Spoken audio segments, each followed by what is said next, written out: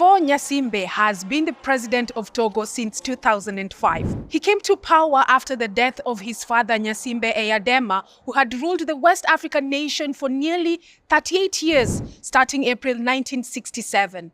The elder Gnassingbe, who was a military officer, seized power in a coup. His son Faure was supported by the army to the presidential seat in February 2005, but resigned shortly thereafter and vied in the subsequent April 2005 elections.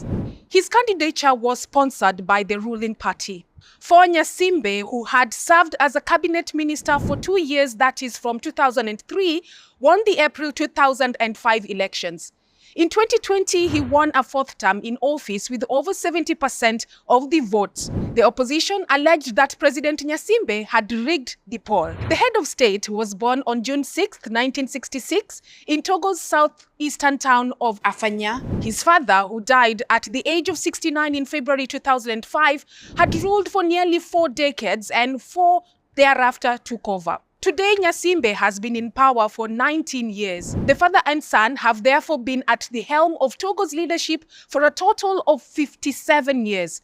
Faure Gnassingbe holds a master's degree in business administration from a United States university and also a bachelor's degree in economics from a French university. After completing university education, Gnassingbe returned to Togo to manage his father's businesses. In 2002, he was elected a deputy in the Togolese National Assembly after winning a parliamentary seat. And in July the following year, his father appointed him the Minister for Mines and Public Works. Speculation is rife in Togo that Gnassingbe is seeking to extend his rule much longer. In 2019, Togo amended its constitution and limited a president's term to a maximum of 2 5-year terms. And because the law does not look backwards, Gnassingbe was allowed to seek fresh mandates in the subsequent elections.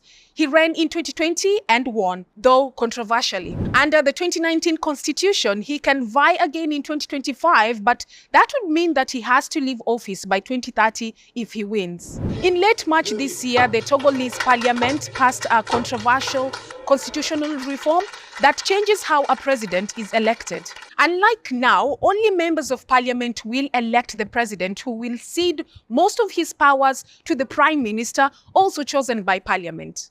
The president will serve a 6-year term. Following intense backlash, President Gnassingbe returned the law to parliament for further review.